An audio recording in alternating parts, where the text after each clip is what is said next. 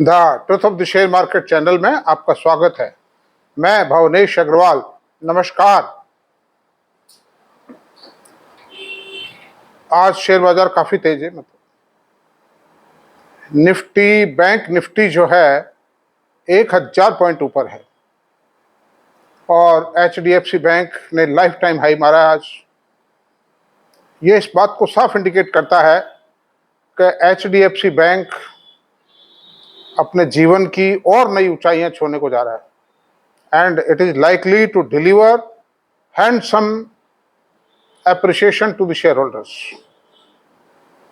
इसलिए दोस्तों इसको नोट करो, इस पर ध्यान दीजिए। And entire banking sector is flaring up.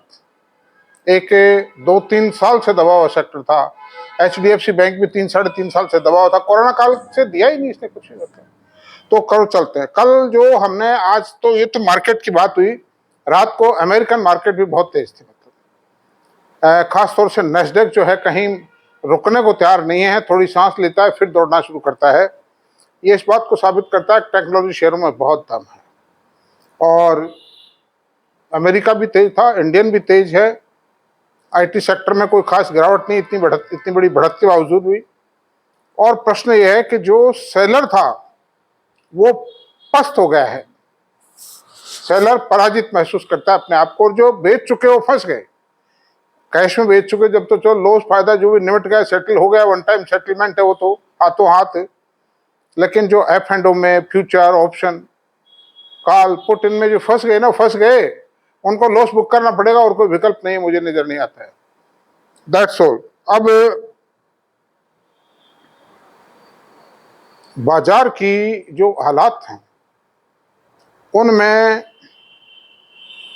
एक मिड कैप, स्मॉल कैप और लार्ज कैप के बीच एक साफ दीवार खड़ी नजर आती है। और ऐसा लगता है कि उस दीवार को तोड़ने के लिए बुलडोजर खड़े कर दिए गए, जिन्होंने धीरे धीरे अपनी कार्रवाई करना शुरू कर दिया उस दीवार को तोड़ने के लिए। और दीवार कैसी कि सिर्फ मिड कैप स्मॉल कैप का नाम लेते थे। लार्ज कैप को कोई मोटा हाथी बताता था, कोई सुस्त हाथी बताता था, कोई बीमार हाथी बताता था। लेकिन और स्मॉल कैप, मिड कैप 60, 70, 80 का पी रेशो तो नॉर्मल बात थी, सामान्य बात थी। वो तो IPO आ रहा है तो भी 60, 70, 80 के पी रेशो पे आ रहा है, चाहे वो लिस्टिंग के बाद वो आधा ही रह जाए वो शेयर। तो अब क्या है, जो 3-4 महीने से, 5 महीने से एक पुकार चल रही थी कि मिड कैप और स्मॉल कैप विश्राम करेंगे और लार्ज कैप चमकेंगे। लेकिन large cap, small cap, mid cap में विश्राम करने का मतलब ये नहीं बिल्कुल सो जाएंगे जैसे चातुर्मास में सोते हैं देवता, ऐसे नहीं सोएंगे। उनमें भी जो परफॉर्मिंग शेयर हैं, जिनका पी रेशो लक्ष्मण रेखाओं में है, वो शेयर चले। भाई किसी का 45-50 का पी रेशियो तो चलो छोटी इक्विटी होती है, मार्केट कैपिटलाइजेशन कम होता है स्मॉल कैप का, मिड कैप का, तो उसमें थोड़ा बहुत गुंजाइश और निकल जाएगी। जो ग्रोथ आएगी उस हिसाब से ग्रोथ के रेशियो बढ़ जाएगा, बढ़ता रहेगा, ग्रोथ के हिसाब से चलेगा। और जिनका 80-90-100 का ग्रोथ पी रेशियो ऑलरेडी हो चुका है ना, उनमें ग्रोथ भी आएगी तो वो जो आई हुई ग्रोथ है, आ रही है जो ग्रोथ, वो उस हाई पी रेशो में एब्जॉर्ब हो जाएगी, यानी शेयर का रेट नहीं बढ़ेगा। और बढ़ा तो वो धोखा होगा, क्योंकि मार्केट किसी भी समय क्रैश होगा। मान लो या कोई बुल फेज में भी बड़ा झटका लगता है, जैसे मार्च में लगा था, पसीने आ गए थे, चौकड़ी भूल गए थे लोग उससे, उस झटके से। इसलिए ये मत भूलो कि ये जो कच्चे शेयर है, मैं इनको कच्चे कलवे कहता हूं। मतलब क्यों, इनसे जो मोहब्बत करेगा उसको खा जाएंगे। मतलब वो एक प्रेतात्मा होती है। मतलब राजस्थान के अंदर कहते हैं, बाकी वो राज्यों में तो मुझे नहीं पता, लोग जानते हैं नहीं जानते। That is a very dangerous thing. And these small cap share, mid cap तो फिर भी ठीक है, लेकिन these small cap share are कच्चा कलवा, ये खा जाता है। प्रेतात्मा है, कच्ची प्रेतात्मा है। तो सवाल ये है कि आज स्मॉल कैप शेयरों में खास तौर से जिनका 60 से ऊपर पी रेशियो है ना माय डियर, और जिनमें ग्रोथ नहीं आ रही, उनके अंदर तो बहुत ज्यादा सावधानी है, बुक कीजिए प्रॉफिट। और जिनका 40 से 60 के बीच में पे रेशियो और जिनमें ग्रोथ नहीं आ रही है उनको तो बेच डालिए, और आ रही है तो भी सावधानी बरत रही है। ग्रोथ को पी रेशियो से कोरिलेट करके चलिए, तो सबसे मेन चीज ग्रोथ है। किसी सेक्टर में मंदी आती है कोई पता नहीं पड़ता है। टायर सेक्टर के शेयर जेके टायर 550 रुपए गए, 450 450। अब बीच में कभी सटोरी उछाड़ देते हैं, उनको निकलना है, माल उनके भी गले पड़ा है, सारा माल एकाएक बिकता कहां है। इसलिए आज मान लीजिए 550 में किसी ने जेके टायर खरीदा, वो फंस गया नहीं मतलब। तो इस तरह सावधानी बरतिए। बहुत ऊंचे मूल्यों पर बहुत ऊंची पी रेशियो के शेयर को, यानी 80-90 के पी रेशियो के शेयर को, तो चाहे उसमें कितनी भी ग्रोथ है मत खाइए, और चाहे वो किसी भी सेक्टर का है। आपको लार्ज कैप के अंदर मिल रहे हैं ना 20 22 25 18 20 22 के पी रेशियो में, तो बढ़िया बढ़िया शेयर मिल रहे हैं। Then why to take the danger at the juncture of this market.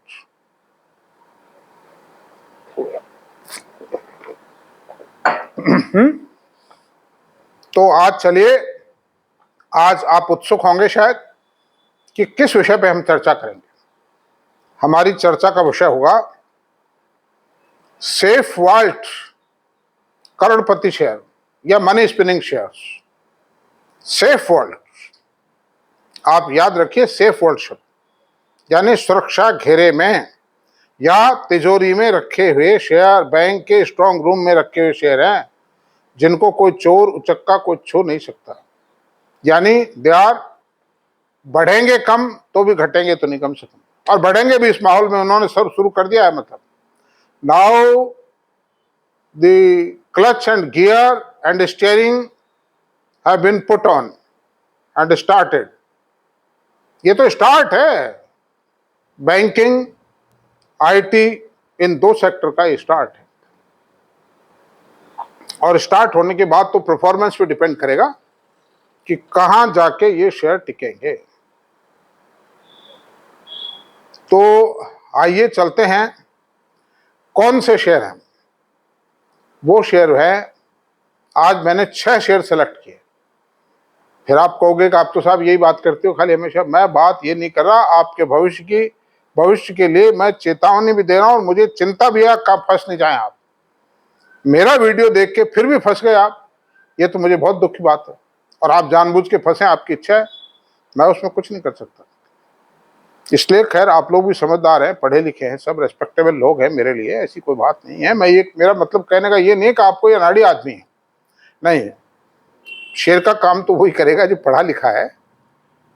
और छोटे जो लोग हैं ना, छोटी पूंजी वाले, छोटा कोई भी नहीं होता है, सब बड़े हैं।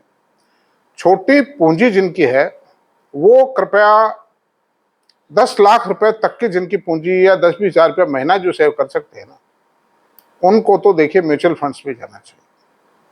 कारण क्या है कि इसमें कई बार परिवर्तन भी करने पड़ते हैं, और 10 लाख रुपए वाला आदमी ये समझिए न्यू एंट्रेंट है, तो वो कैसे करेगा परिवर्तन, कैसे करेगा रोजाना। मान लो कोई गलत डिसीजन हो गया, किसने गलत सजेस्ट कर दिया, या कोई ऐसी बुरी खबर आ गई उसने शेयर खरीदे हुए शेयर में, कौन चेंज करवाएगा भाई, कौन करेगा, कौन सलाह देगा उसको बेचारे को।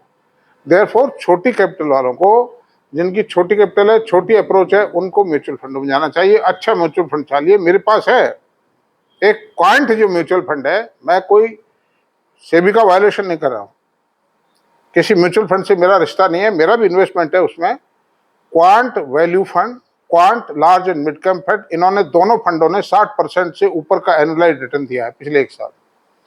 तो इसमें छोटे आदमियों को इसमें लगा देना चाहिए। मेरा भी है, मैं ऐसा नहीं कि मैं कोई छोटा आदमी हूं इसलिए मैंने लगा रखा है, लेकिन ठीक है, एक चल रहा है, वो भी क्या बुराई है कि नहीं। मैं छोटा ही मानता हूं, खैर मैं तो अपने आप को कोई बड़ा नहीं मानता। तो अब चलते हैं कौन से शेयर हैं वो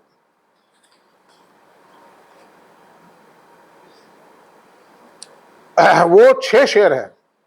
3 बैंक निफ्टी के हैं और 3 आईटी निफ्टी के शेयर है। टॉप रैंकिंग क्रीम है हिंदुस्तान की, प्योर मक्खन। अब चलते हैं एचडीएफसी बैंक, जिसको आज के 1.5 महीने पहले लोगों ने राइट ऑफ कर रखा था। कई तो ये कहते अरे साहब एचडीएफसी मत खरीदना, मर जाओगे, अरे मत खरीदना। तो HDFC bank now the wheel has started running, पहिए ने दौड़ना, चक्री ने घूमना शुरू कर दिया है। और पिछले 8-10 दिन के अंदर अंदर ही 1785-90 का लेवल छू गया है। वंडरफुल, करीब 16-17% का अप्रिसिएशन आ गया पिछले 15 दिन के अंदर अंदर इसमें। तो दोस्तों इसके भी डेटा पे विचार कर लेते हैं। 13 लाख करोड़ का मार्केट कैपिटलाइजेशन है। Next second to Reliance, Hindustan की सेकंड लार्जेस्ट कंपनी है प्राइवेट सेक्टर। ईपीएस 80 रुपए, 2024 की ईपीएस 80 रुपए है। पी रेशो 21 का है, 21, मात्र 21 का पी रेशो। सब कोई खतरा नहीं, कहीं कोई खतरा नहीं। और प्राइस टू बुक वैल्यू 3.46 है, बिल्कुल रीजनेबल है, सब कुछ बॉटम लेवल पर है। अभी भी कुछ नहीं हुआ, कोई का तेज हो गया, ये हो सकता है कि ये 70-80 रुपए, 100 रुपए वापस आ जाए, नीचे आवे। लेकिन इन्वेस्टर आप देख लीजिए, थोड़ा टुकड़ों में खरीदिए। अगर, मेरी रिकमेंडेशन नहीं है, लेकिन अगर आपका मन बने, आपको कोई राय दे, आपका फाइनेंशियल एडवाइजर, भाई खरीदो, मैं खाली एनालिसिस कर रहा हूं, तो आप टुकड़े टुकड़ों में खरीदो, 10-10, 5-5 शेयर करके खरीदो, धीरे धीरे एक्यूमुलेट करो। दूसरी बात, दूसरा है आईसीआई बैंक, 8.5 लाख करोड़ का मार्केट कैपिटलाइजेशन है। बैंकिंग, प्राइवेट बैंकिंग सेक्टर में सेकंड लार्जेस्ट बैंक है। ईपीएस 58 रुपए 20 पैसे, पी रेशो 20.7 है, 21 था एचडीएफसी बैंक का, इसका आईसीआई का 20.7। आप ये देखिए मार्केट कितना तोलकर नाप के देता है। इतने बड़े मार्केट कैपिटलाइजेशन, इतने बड़े बैंक, इतने डीलिंग होती है, इतने ऑपरेशंस होते हैं, लेकिन मार्केट ने कितना, तो ये इस बात को है कि सॉलिड है दोनों, मतलब उसमें कहीं कैविटी नजर नहीं आती, वर्ड्स नजर नहीं आते हैं मतलब। और इसका प्राइस टू बुक वैल्यू 4.16, इसका प्राइस टू बुक वैल्यू ज्यादा है ये है, लेकिन वो कोई खास बात। लोग कहते हैं बैंकिंग सेक्टर में साहब प्राइस टू बुक वैल्यू देखा जाएगा ईपीएस, अरे क्यों, ऐसा क्यों है भाई? जो कैश जनरेट कर रहा है वो तो ईपीएस में ही है, वो तो कैश सामने डिविडेंड देगा, ईपीएस में से देगा। तो जो भी ग्रोथ आएगी, ग्रोथ का जो मेजरमेंट है वो तो मतलब ईपीएस ही, मतलब, और पी रेशो है। Book value is not the measurement of the growth. हाँ, आरओई हो सकता है, आरओसी हो सकता है ग्रोथ का मेजरमेंट, लेकिन उसके बारे में मैंने एक वीडियो बनाया था एक दिन, आज के करीब 1-1.5 महीने पहले बनाया था। उसमें उसका भी पटापेक्ष किया था कि ये क्या है, इसकी कोई जरूरत ही नहीं है। मैं कहता हूं it is only A fashion. तो अब चलते हैं, तीसरा बैंक एक्सिस बैंक है, third largest bank in the private sector, delivering excellent results. इसका मार्केट कैपिटलाइजेशन 3.06 करोड़, इसकी ईपीएस 80.5 रुपए, पी रेशो मात्र 15 का है दोस्तों, 15 का, केवल 15 का पी रेशो, और इसकी प्राइस टू बुक वैल्यू 2.6 है, बहुत सस्ता है, damn cheap, very cheap, grow कर रहा है। मैडम शर्मा ने भट्टा बिठा दिया था, लेकिन अमिताभ चौधरी साहब ने आके इसका रिवाइवल कर दिया, शानदार, गोइंग टू रेस अहेड। अब आइए आप इन्फोसिस, अब आईटी सेक्टर के 3 शेयर है टॉप रैंकिंग, इन्फोसिस की बात करते हैं। इन्फोसिस का मार्केट कैपिटलाइजेशन 6.76 करोड़ है, ईपीएस 65 रुपए है, पी रेशो 26 है, और प्राइस टू बुक वैल्यू 7.64 है, बिल्कुल रीजनेबल है। आईटी में और बैंकिंग में डिफरेंस होता है price to book value. IT एक बहुत ही टेक्नोलॉजी कंपनी, फॉरेन कंट्रीज को सर्व कर रही है, इन्होंने एक नई दिशा दी है, इनका जो रिवार्डिंग रेशियो है वो बहुत ज्यादा है, मतलब, और इनमें रिस्क फैक्टर बहुत कम है। बैंक में तो पैसा डूब जाएगा, इनकी कहां खतरा है। इतनी हैमरिंग हुई तो भी कितना बैक गियर में गई, 2-4-5% नीचे गया इनका प्रॉफिट, और क्या हुआ, and they are having huge orders.